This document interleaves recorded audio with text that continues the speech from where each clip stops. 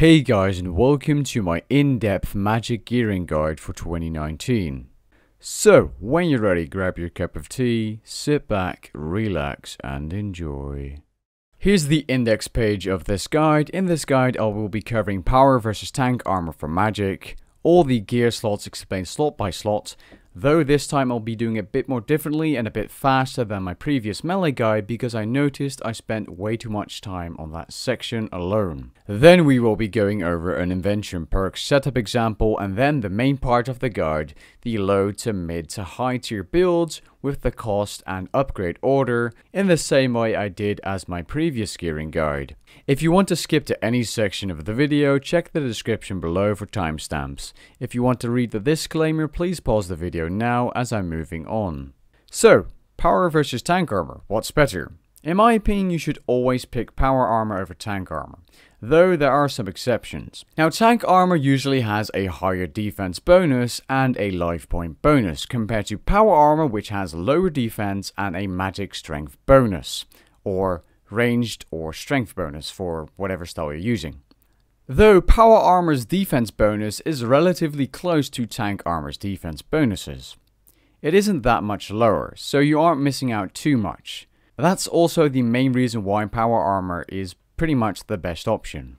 If you are struggling at a boss or monster with power armor, you could use tank armor to survive with that extra life point or defense bonus if you wish to. I hope this section of the video has explained power versus tank armor to you. Let's move on. Coming into the slot by slot section and explanation, I'm going to be doing this a bit differently. I'm going to be using images of the wiki instead of listing all the items so that I can go through this section much faster and you guys can see some examples with extra information I couldn't fit on my screen if I was using text myself. So the first three slots you see highlighted are the armor slots for helmets, body armor and legs. Some examples tier 70 plus are listed on screen now. Those are the armors. It's only the body however, so it isn't the full set of armor. Now apart from armor you also have shields. Generally speaking though, you want to avoid these shields at all costs. Never use a main hand weapon and a shield for DPS during Slayer. Only use shields for tanking roles and just high tier PVM overall, or maybe for using resonance every now and then at a boss to heal back some life points. Again, shields are only used for healing or tanking abilities and roles.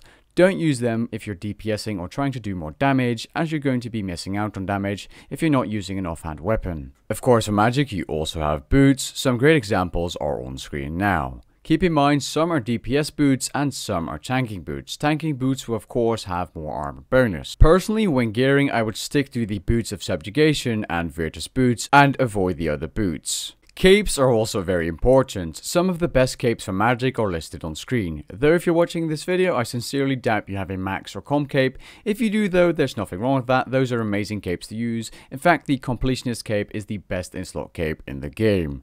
Gion capes, god capes, the lunar cape are all good capes. The combatant's cape is also very useful as you can add 2 combat perks to that cape. A skill cape or obsidian cape will also do however.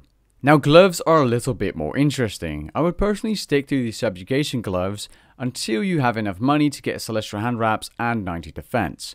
Though the cinderbanes, which are not listed here, are amazing gloves as well as they do poison damage to monsters that are not immune to poison. Apart from that, the Death Touch bracelet is also the pretty much best in slot gloves item apart from the cinderbanes against monsters that are not immune to poison, like certain bosses. As for the necklace or amulet slot, there's quite a lot of good choices. Most of the choices are very good actually. There's a lot of choices that give you a high magic bonus or magic strength bonus.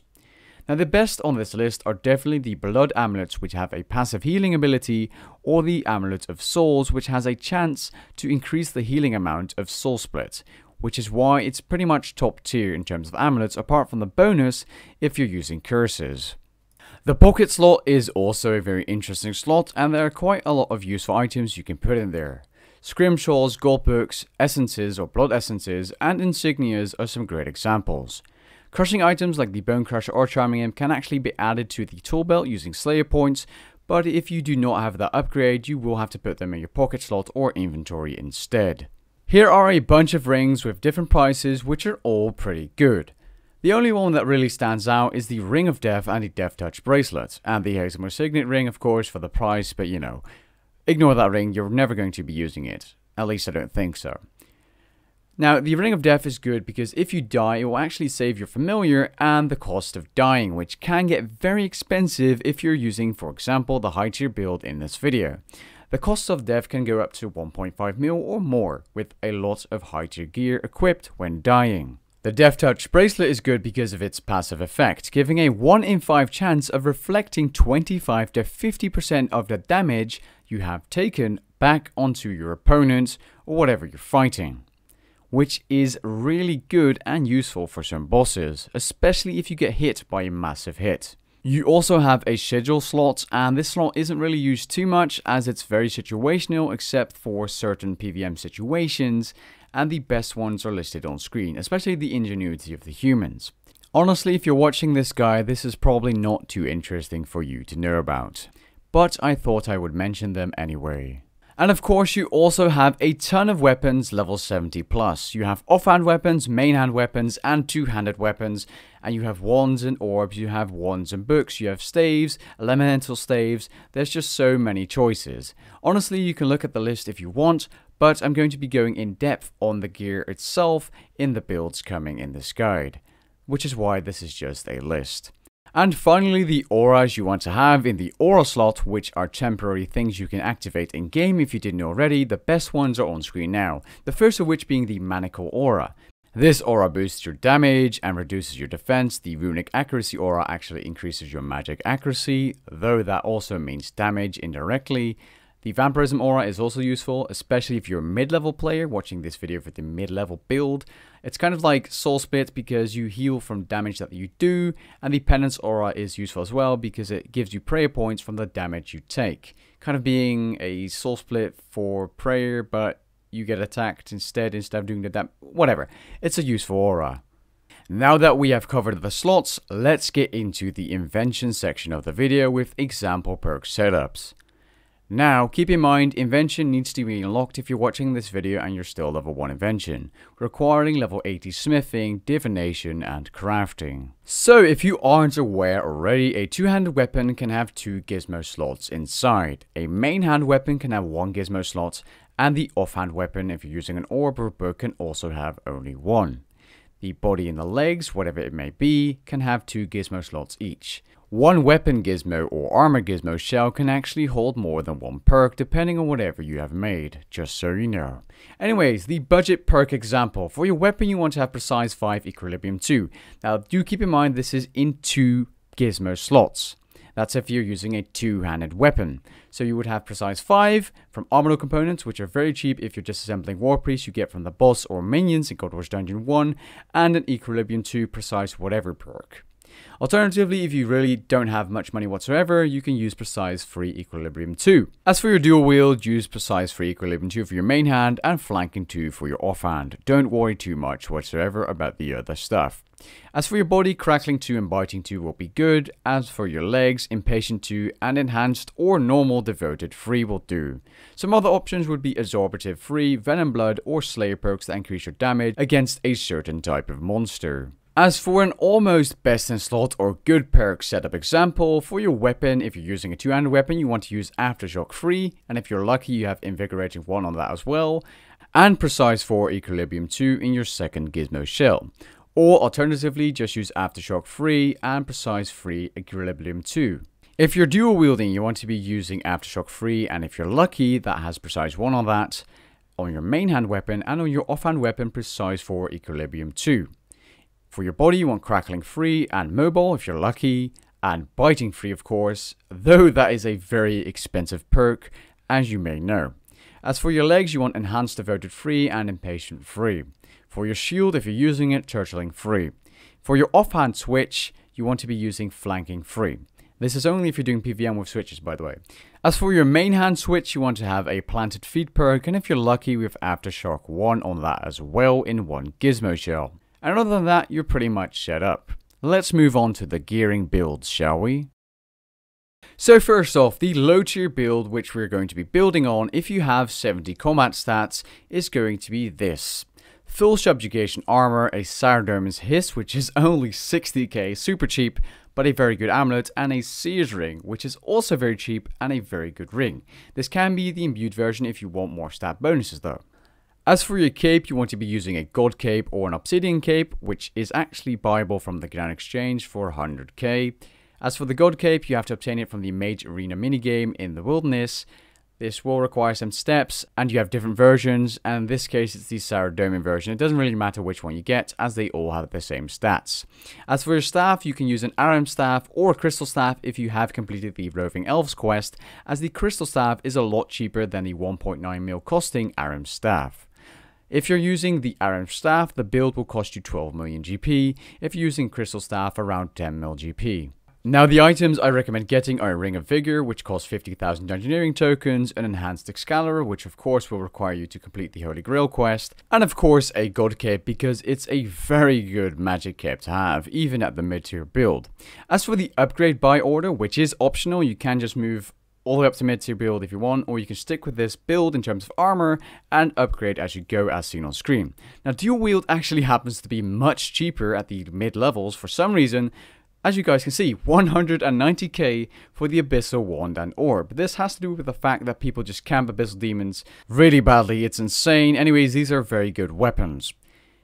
If you want, however, you can also go for Staff of Light after this for 1.2 million GP. Or move straight up to Virtus Wand and Book for 6 million GP, being tier 80 magic weapons. Of course, requiring level 80 magic. After this, I would recommend, instead of just upgrading your armor piece by piece, moving to the next mid-tier build. I will be showing a more expensive and more budget mid-tier build. So the mid-tier build for the people that do have a bit of money saved up or are planning to save up some money. This will cost you 88 million GP. Now what does this build actually consist of? Virtus armor. Why Virtus instead of Anima Core of Serum, which is also tier 80 power armor? Well, that's pretty simple. Virtus is actually cheaper, though it does degrade, and I'm going to be negating the repair costs because you can also augment it, which I highly recommend you do if you do have Invention unlocked. It's just cheaper and it is better because it also gives you a life point bonus. However, the Virtus equipment does require you to have 80 defense and 80 constitution and 80 magic to wield or equip. But it's just very good armor. As for the staff, it's going to require you to have level 87 magic, as it is a tier 87 magic weapon, the Obliteration Staff, costing 35 million GP, being almost half this build. But it's definitely worth the price. It's pretty much just one tiny step lower than the Noxious Staff, which you may know about. As for the ring, it's going to stay the same, and I'm going to recommend a Amulet of Fury here because you want to be upgrading this later on, as you see on the third upgrade, to the Blood Amulet of Fury. Of course, if you want, you can always just straight go to the Amulet of Souls or Reaper Necklace, but I'll be covering that in the high tier build. Honestly, if you're a mid-level player, you're better off having a Blood Amulet of Fury for Slayer and mid-tier PVM because of the healing ability, which is a passive. Now, for the cape, again, Skill Cape or God Cape, you can stick with the God Cape, even with the Obsidian Cape if you really want to, if you don't have a Skill Cape. But if you do have a Skill Cape, please use it. It is better to use a God Cape though, in terms of just the magic damage. As for the boots and gloves, just stick with Subjugation. As for the items to get, you really want to get yourself a Manacle or Runic Accuracy Aura, preferring the Manacle Aura because it is a better aura than the Runic Accuracy one, and it does not have different tiers. You might want to get yourself your hands on a Illuminated God Book as well, and you know, the Enhanced Excalibur again, or a Arcane Stream Necklace, because those are very good necklaces, which I'll be covering in the high tier build. And it pretty much just costs you Dungeoneering tokens. As for the upgrade order, you really want to get yourself some Celestial Hand Wraps because they are only 260k GP, which is nothing. Tier 90 power gloves, get those and equip them.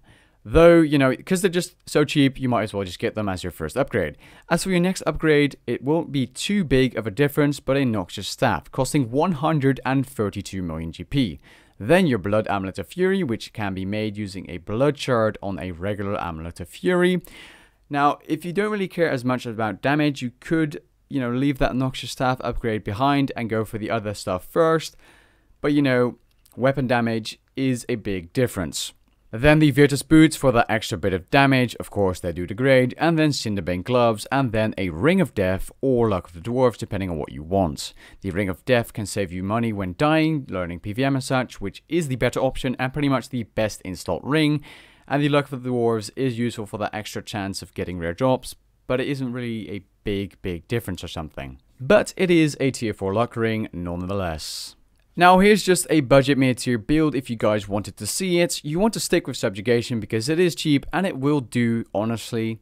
It will do. It isn't, you know, bad if you're killing mid-tier bosses and doing somewhat higher tier Slayer with subjugation. There's nothing wrong with it whatsoever. This will only cost you 90 million. Now, as for the weapon, you're going to be using a Staff of Limitless Air, and no, this is not a Mystic Air Battle Staff being a low tier weapon. It's a tier 82 two-handed magic weapon that provides infinite air runes, as you may think. Now, you can make this staff using a Elemental Impetus, a Mystic Air Staff, and an Air Talisman. This process is actually irreversible, by the way. I highly suggest you augment this staff if you can as well to save money on repair costs. As for the items to get, it's pretty much the same and the upgrade order is similar, except for instead of a Noxious Staff, you're first going to be going for an Obliteration because it is a cheaper upgrade. So we have arrived at the high tier build. In fact, the first one, I actually have two for you guys to show. Now, this one is a bit less expensive. It is only 185 million GP. It consists of augmented, always augment this armor because it degrades to dust, Superior Zuriel's armor or equipment. Now you can create this armor piece by piece by combining the normal Zuriel's armor with an Ancient Warrior's equipment patch. This increases the tier of the armor from 78 to 88 and makes it augmentable. Now you should augment this armor because if you don't, if it degrades to 0%, you cannot actually repair this armor ever again and it vanishes. AKA it degrades to dust still, basically. As for the weapon, you want a Noxious Staff. That is a good weapon. It will cost you a whopping 130 plus mil though. As for your gloves, you want to use those Celestial Hand Wraps. For your necklace, a Arcane Stream necklace. As for your ring, a Asylum Surgeon's ring, which will require you to complete the Broken Home quest under a certain period of time, which you can only do the second or third time, I don't remember exactly anymore. It's a bit tricky to get this ring. If you don't want to get it for whatever reason, just use a Bible ring instead, maybe Ring of Death, like of the Dwarves. It is in the upgrade list though. As for your cape, use the God Cape, a Skill Cape, or a Kiln Cape if you do have that cape. As for your boots, you want to be using Virtus boots, costing only 6.2 million. As for the upgrade buying order, you want to go for a Ring of Death first, costing 28 million, then going for an Amulet of Souls, which is super useful and only costs 26 million, well worth the investment, then for Cinderbane gloves or Death Touch bracelet if you want to do bossing, but in the most Slayer and some bossing situations, Cinderbanes are the best in slot gloves against bosses or monsters that can be poisoned. If not, you want to be using a Death Touch bracelet, which is also a pretty expensive item I will be covering in the next build. Let's move on to the next build, shall we? So the next high tier build, costing a whopping 320 million GP. But for spending that much money, you actually have a goddamn good setup. This is excluding any Invention perks, by the way, in the cost. So as for the armor, you want to be using Tectonic. This is pricey armor, however, and you really want to be augmenting anything on this list in terms of your body armor and your weapon. As for the gloves, you want to be using Cinderbanes or Celestial Hand Wraps or even a Death Touch bracelet, but that will be in the upgrade list. As for your amulet, an Amulet of Souls, which is useful, like said before. For your cape, a Combatant's Cape, Kiln Cape, Max Cape, Con Cape, whatever, best cape you have, use it. As for your weapon, a Noxious Staff. You could get Seismics if you want to do a lot of Virago and stuff, but again, that's situational. Generally speaking, just use a two-handed weapon, and the Noxious Staff is much cheaper than buying dual-wield tier 90s. As for your boots, just stick the Virtus boots. As for items you want to get in terms of quests or unlocking, get your Herbal up for overloads and salves and combination potions, Invention for perks, and summoning for damage boosting familiars, or just useful familiars like BOB familiars or Steel Titan, stuff like that. So, the upgrade buying order. Get yourself a Death Touch bracelet if you want to get into high tier PVM against bosses that cannot be poisoned. Then, get yourself a Praise or Codex for the tier 99 prayer, as this is actually more damage increase than a tier 92 weapon, which is the next upgrade, costing 1.35 billion GP or 1.4 billion GP, depending on if you're getting the dual wield, being the Wand of Praesul and the Imperium Core, or the two-handed weapon, the Staff of Sliske. Then after that, really, at this point, you should probably know what you're buying, but you want to invest your money into switches, let's say a Planted Feet switch, for example, with a cheaper wand, PVM items like the Ephesor's Grimoire, Ingenuity of the Humans, just all kinds of useful stuff. You know, get yourself the best Invention perks, Elite Tectonic if you really want to spend the money for that little bit of extra damage, tier 92 armor. You know, it costs like 300 plus mil GP, but it is a tiny increase. But if you do have the money and you want to spend it for the best in slot gear, you can spend the money if you wish to. And other than that, I pretty much want to conclude this guide. I hope you guys enjoyed and found it helpful. If you want to know anything about magic ability damage, I will leave an extra video in the description below about strength bonus and how ability damage works, which I made a few months ago. And yeah, other than that, if you enjoyed, leave a like down below and maybe even consider subscribing. And I'll catch you guys in the next video. Peace.